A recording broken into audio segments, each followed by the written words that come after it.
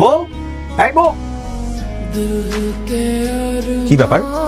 সবসময় দেখি বাসর ঘরে বউরা লাল রঙের শাড়ি পরে বসে থাকে, আর তুমি দেখি সবুজ রঙের শাড়ি পরে বসে আছো। কাহিনী কি? আপনি এখনো বোঝেন নাই?